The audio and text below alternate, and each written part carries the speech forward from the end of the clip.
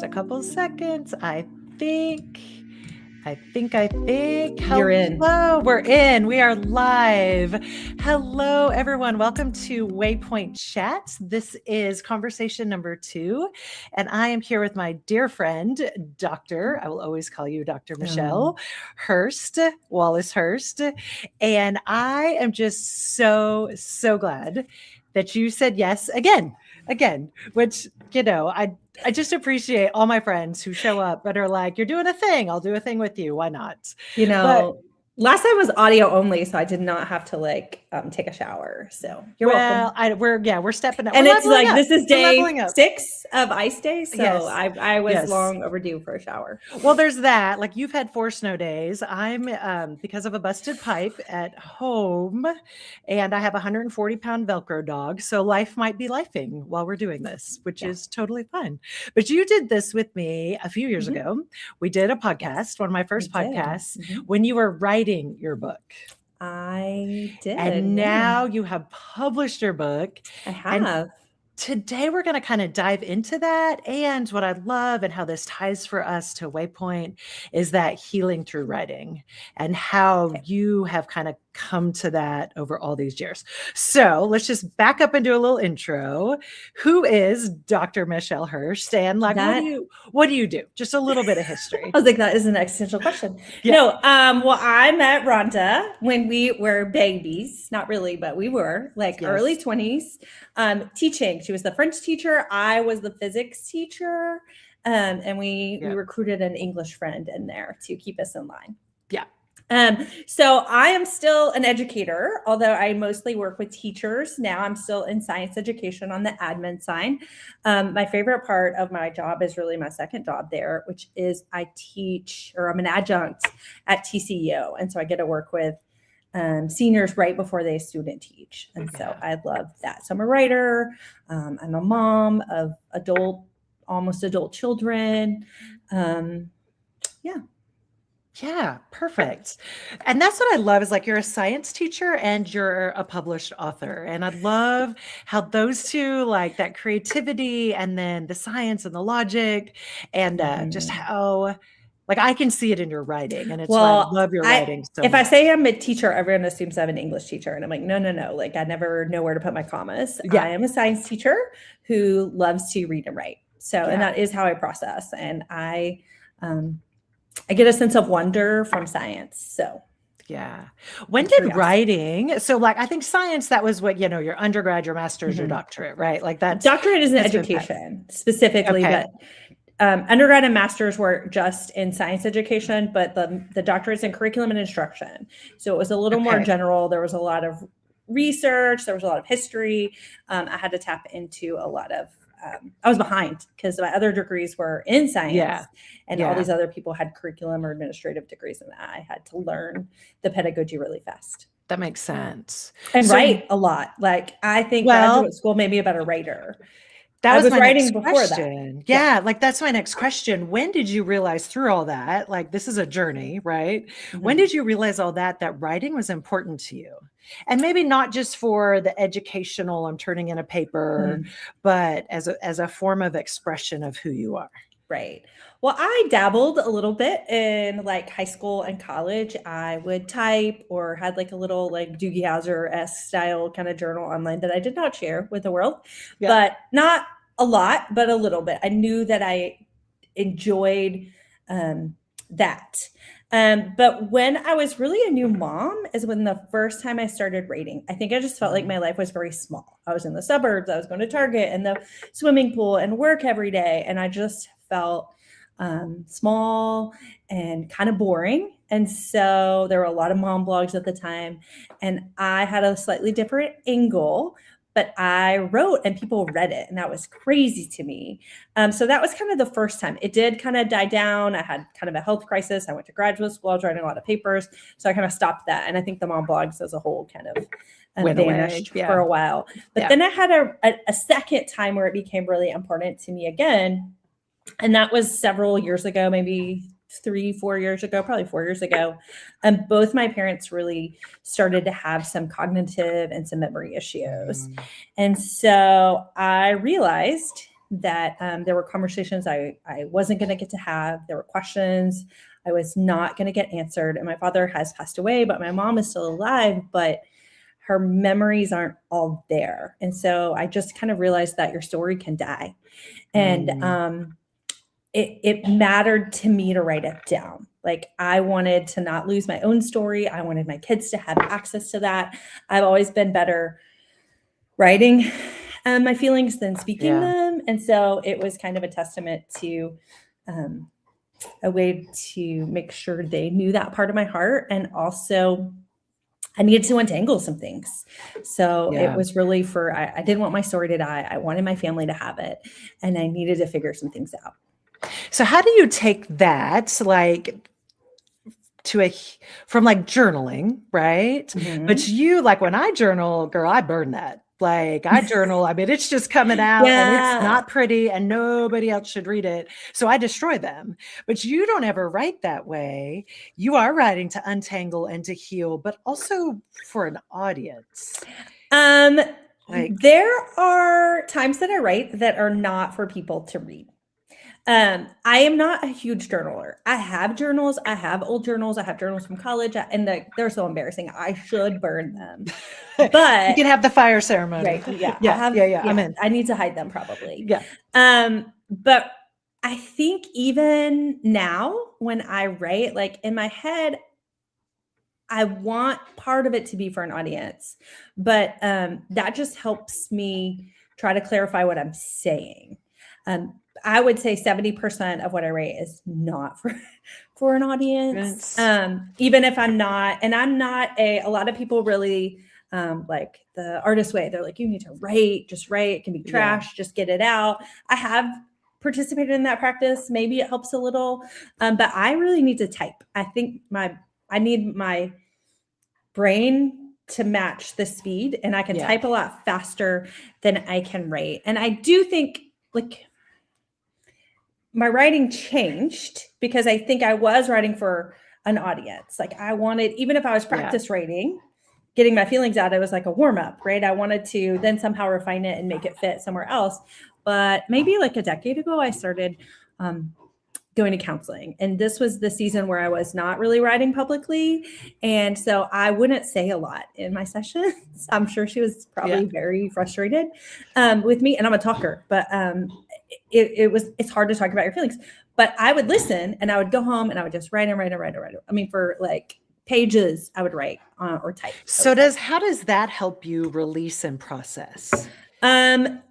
Like, what is like the magic in like there? There's usually like this ime I need to work out. It's like a knot you want to untie, and you can physically work it and do it. And for me, that's typing. I'm typing with the hope of resolution. Now, I don't always get resolution, but there is something healing. That's the wrong word. About just getting it out. Like, it's all out of. It's less likely to run through my head at 3 a.m. if I've typed it out. So I feel some release in that. And so again, I would just go home and type and type. Every once in a while, I would send her a really embarrassing email that I hope she burns with my journals. But mostly it was just, I was writing about things that I never wrote about before. So how did you know where to start then? Like, did you have your own journal prompt? Did you like just go and then maybe refined it later? Like, what is your? I would just go, but usually, if you're talking to someone, there's an issue or there's a something that you're trying to work through, and I would go home and continue to work through it. I do like a good prompt, right? I have some prompts. I've bought some of those journals. I have a favorite right now. This one, and it is. Oh, and there's my dog. I'm so sorry. Let's see if she. Life is lifing. We're good. We're good. I might have to put her out. We'll see. We'll see what happens. Okay. Hold. This is Okay. live, right? Yeah. So I'm going to talk about your book while you're Yeah, done. you talk. Okay, I'll talk. Okay. So while Michelle's putting up Rue, which is really the cutest little mini Australian Shepherd situation, as opposed to my 140-pound dog, this is Michelle's book, These Three Remain. And when I got this book, and I know I love Michelle, she's a dear, dear friend, I didn't put it down for 3 days. It's real, it's tender, it's funny, and I think what I love about Michelle's voice is just the real authentic aspect of it. You know, she's not trying to pretend anything, she's just right in the moment where it is, and this whole book walks through that. Okay, sorry. You're so good. I was talking about how I read your book in 3 days when I got it, and I love your voice and the authenticity, and that you keep it real, and it's funny, and it's tender. So I'm just going to redirect this a little bit. If your younger self, let's say high school, Michelle, be like, hey girl, you published this book, what do you think she would think? High school Michelle did not have this on her bingo card. Like, she would be kind of surprised because writing wasn't my thing. Yeah, I would sometimes journal. But I was good at math. I was good at science. That was kind of my career path. I never thought, hey, I want to write a book ever. Yeah. Now, like, my 10-year ago self would be really proud. Yeah. And that's when it became more important and something that I felt like, oh, this lights me up. This is something I want to do. I want this out in the world. Yeah. But yeah, high school Michelle, no, not on her card. Was it scary to share this? Because it's pretty personal. There's a lot of personal Mm-hmm. things in there. Was it scary to share that out loud? Like, yes. I mean, if you do creative work, I think no matter what that creative work is, art, photography, design, I always think that's scary because it is something you put a lot into. When you're telling your own story, it's like, it's not even an interpretation. Like, it's very much like, here's my story. So yeah, it is absolutely scary. You just do it. Like, yeah. So what's more scary, writing it or letting other people read it? Or what's more difficult? Neither. I'm going to say it is. I mean, I guess the letting other people read it, it's the response. That is what's scary. Like, I want people to read it. Like, and writing it can be hard, but it also feels really good. Like, it is this, like, you're in a flow. Like, it feels really good to do. It feels like this is, I'm doing what I'm supposed to be doing. Yeah. And again, I want people to read it. But the scary thing is like, what if they don't? Or what if they read it and it doesn't matter to them? Or what if they read it and they don't, like, this is a way that I am known, right? Like, I am putting it all out there. It is very personal. I don't put it all out there. It's a very personal book, but there are still some things that you hold back. You have to protect yourself in that way. But indifference to me is the scariest thing. So yes, I guess people reading it, but I'm afraid, I'm not even that afraid of people not liking it. I'm afraid of them not caring. They read it and it didn't matter to them because it is so personal. It is my story. It is like my best work. What has just surprised you about people's response to your work? Has there been anything surprising in there? The most I mean, you often write things because you feel alone, you feel like you don't understand. And so when people are like, yes, me too, especially people that have very, very different lives from me, when they feel seen, or when they're like, oh, you named this feeling that I didn't even have words for. That's what I love about good writing. So I get really excited when I see that. But when someone I don't really know, or I only know really adjacently, tells me something, it is, I guess, the most surprising. Yeah. Who did you write this book for? I mean, myself. However, In publishing, they are very much like, who is your perfect audience? And they are really, Your really like, avatar. yes. Yes. I mean, they avatar. want a picture, they want a name, they want Yep. an age, they want a size, they want a faith, they want an IQ. I mean, what TV shows are they Yep. watching? So I created that. Like, I have a picture and a slide deck, but it is really made for people who like have a lot of questions and just need a place to ask them. I'm not going to answer them. I'm just like saying, you're giving space. It's really okay to feel these things. It's really okay to ask these questions. For people who feel like everyone got some kind of like life manual and you didn't get it. Yeah. I mean, I feel like I'm missing some vital information on how to do all of this, whether that's my faith, whether that's interacting with family, even parenting. And so it's kind of, again, this is not an instruction manual, but it's more of a saying, me too. And here's what I'm learning. Here's what I'm noticing. Here's what I'm feeling while I am in it. I really just wanted it to be a place where you can, this is my untangling, but I wanted to give space and permission for other people to untangle as well. Yeah. How did you heal through writing this book? So even if it never got published, right? Just the process of going through, writing your stories out. I mean, polishing your stories too, right? Editing them. There's a lot to that. Like, what part makes the final cut? Yeah, I mean, I told you that I would go home and I would write and write and write. So there is some level of healing that was aided by my writing.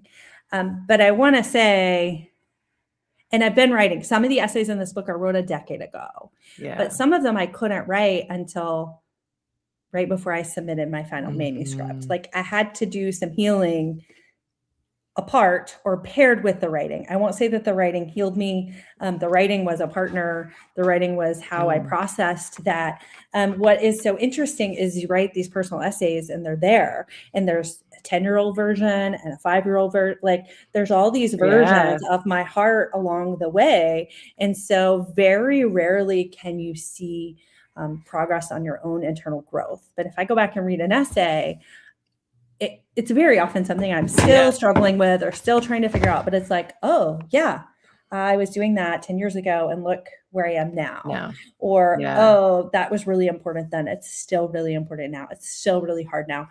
I get to read versions of myself and be a little more patient, a little more tender. So yes, the writing was a partner in that healing journey, but I couldn't have written the book I had written if I wasn't in the process of healing. I don't think we land. I don't think anyone is healed. No. If you are healed, good for you. But like, I haven't met anyone who's all the way there. I just think it's a process. And for me, I have all these versions of the process, and it is really interesting to edit. Well, so when you pull a 10-year-old essay to submit now, do you edit it? Do you change it? I mean, I edit everything because even though I'm not a journaler, I'm writing for myself. Right. And then the public consumption version needs a different layer in front of it. It just does. It's still authentic. It's still vulnerable, but I am a little more careful with that, especially when you're writing about other people. Like, I want to be really like, take real care in there. So yes, I edit it, but I try to keep the same voice and the same person. I don't come back in and be like, oh, well, now I know. Because readers are smart. Like, you don't need to tell them the moral. You need to trust them to get there on their own. Right. Like, it needs to be part of their story. But it is really, sometimes I read my writing, and I think there's even an essay in here about how, like, I was working with these girls at church and people are talking about testimonies, and I was like, ugh. But I like the idea of an essay, because an essay, you're always changing, you're always editing, you're always working on, you always have, it's never finished. Some agency, right? To craft an ending or what you want to say. But when I read my old writing, like, there's this, even now, if I read this book, and I had to read it a lot of times to edit it. I'm a terrible editor. Thank you, AI. AI is it can do all my grammar, because I didn't have that back then, and I am not great at it. So I would feel like cringe, right? When I would read some of my essays, I would Yeah. really cringe. And when I wrote it, like I felt so good. But 10 years later, it's, oh, I can't believe that Because you've was me. grown. Yeah. Right. But Yeah. also, sometimes my own words are exactly what I need to hear right now. Yeah. And it is really nice to be able to look at that version of me just with a little more kindness and tenderness than I did when I wrote it. Yeah.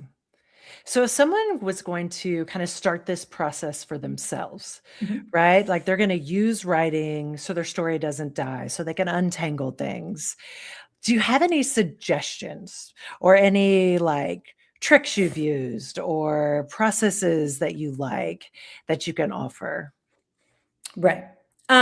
If someone wants to use writing like specifically for healing, I think you have to recognize that you have something to heal from. And that means that it may not feel safe. And then, so if you don't have that like safety built into your own life, you need to build it as much as you can. You need to give yourself like the coziest spot, make your favorite drink, play like light a beautiful, and those sound silly, Yeah. but if you're trying to write hard things, you have to Yeah. find a space that feels incredibly safe. And you have to decide, this is, I'm going to burn this, or this is just like, Hmm. what is your intent? And don't expect beautiful writing to come out right away. It's like anything, like a singer has to warm up. I Right. often, if I sit down to write, I need to write about something. I'm a big reader, so often I'll write about the books I read just to get me going. Like I have to get kind of there before I can really. It is very rare that I just sit down and pour out Yeah.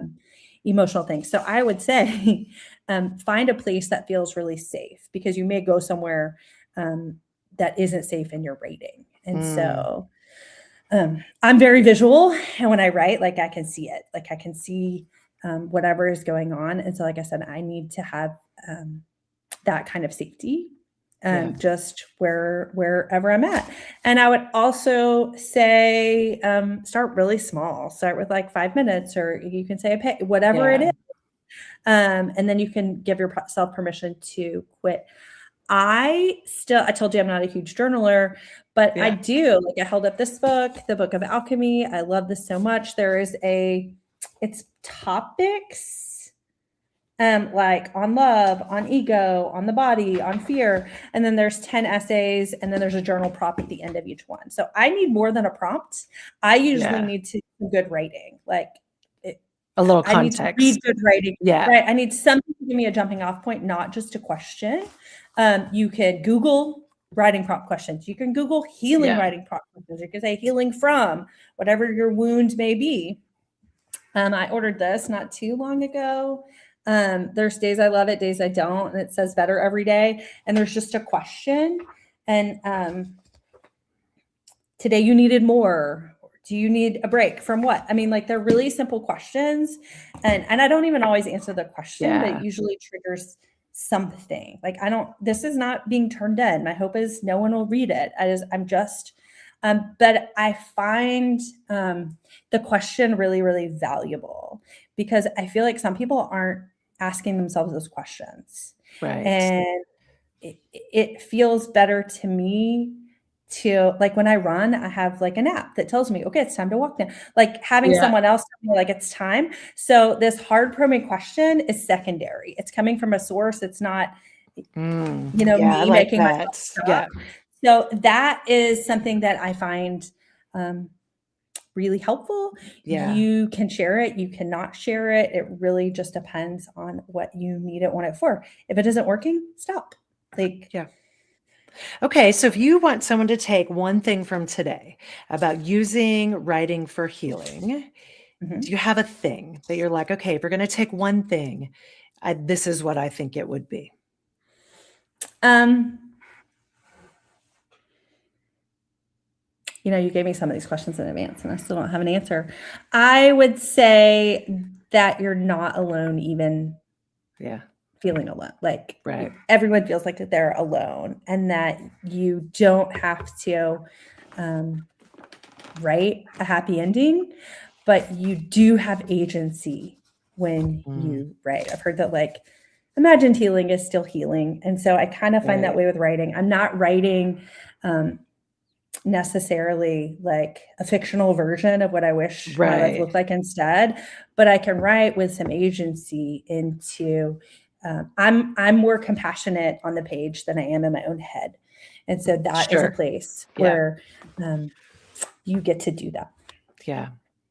Okay. Tell us about your book, just a little bit. Like, just what are you most proud of? What are you like? I'm proud that it's here. Yeah. It really is a lot. I'm a prolific writer. I read a lot. I write a lot. So the writing part is easy, but these are all individual essays and they're short. So if you don't have a lot of time, you need something like each essay was written individually and they're no more than probably like 3 or 4 pages a piece. So you can dip in and out. You don't have to read it in order. But I'm proud that I took all these individual moments of my life and I tried to put them in an order that made sense. And doing that, like I saw some through lines, I saw some themes. Some were written a decade ago, some were written like a year and a half ago. And that core of me is still there. So essentially it is 3. It was kind of the beginning, like I told you, like the second time I started writing, it was the beginning of some health issues with my parents. And we had done everything. And like and it was kind of like none of the things were working. Mm-hmm. And so the first part is on a stubborn faith, meaning I have wrestled with my faith. My faith does remain, but I think even if you're not religious, there's plenty in here that could speak to you. I think so too. The second part is on hope. I had a season of really chronic pain, and doctors were like, I don't really have any answers for you. And just and I've lost some friends. I've lost just hope when it gets really hard and when it doesn't feel like hope is actually really scary because things don't always play out the way you want them to. Right. And then the last is just ordinary love. It's on parenting, it's on friendship, it's on my kids graduating. So I said, but again, they're all individual, but I did try really hard to make it read in a way that is woven together. Good. I think you did a beautiful, beautiful job with that. I loved reading that book. And multiple times, like you can pick it up, jump back in. And I know it's your voice, right? And your dear friend, but I really think you have a voice that everyone can relate to and that resonates. I really, really think that. Okay. So if you all want to connect with Michelle, I think so, you're on Substack and you're also on Instagram. And then of course your book is on Amazon and Barnes and Nobles. Okay. I want to close this out. Thank you. Thank you for sharing your heart and just always saying yes, always saying yes. Well, it's a beautiful book. Asking beautiful book. Yeah. Yeah. And I think there's just a lot of power in the writing that you do and that you can share, right? That you can share kind of your process and how that can connect with other people. All right. You ready for your rapid fire questions? Yes. All right. Let's close it. We did good. Less than 30 minutes. Because, we can talk. So, all right. What movie will you watch on repeat? I don't watch a lot of movies, but a movie that I can watch over and over is Hope Floats. I love that movie. Beautiful. Favorite snack? Americano. And I know that's not a snack, but if that's not a snack, I need a warm chocolate chip cookie. Okay. I'll take that. Your go-to recovery? A book. Nice. Favorite quote? The quote I probably use the most often and one that I can give you out of my head without Googling something is done is better than perfect. Yes. Because with writing, I'm not especially a perfectionist, but when it's something really personal, you're waiting. Yeah. And I'm like, nope, it's time to submit. It's time to turn it in. It's time to email it to someone. Yeah. So done is better than perfect. I think sometimes we wait for the right conditions instead of just going for it. What lights you up? Reading does really light me up. Yeah. Nature, I like a good hike or walk in the sunshine, and we've had ice for days and days, but the sun We is shining have. today. Yes. And really spending time, like my kids are 19 and 17, and no, they're older than that, 20 and 17. And like, they're really fun to Yeah. talk to. And so my family also, yeah, when they're not fighting. All right. One word to describe your life today. It's ice aside. Yeah. No, I mean, the sun is out. So Yeah. enduring. Or Enduring. earnest. Love that. Okay, Dr. Michelle Hurst. Thank you. Thank you for joining our second Waypoint Live chat. I hope y'all subscribe, follow. We have more to come. And I have no doubt we will have Michelle back after her next book. So I can't wait. All right. All right. Thank you.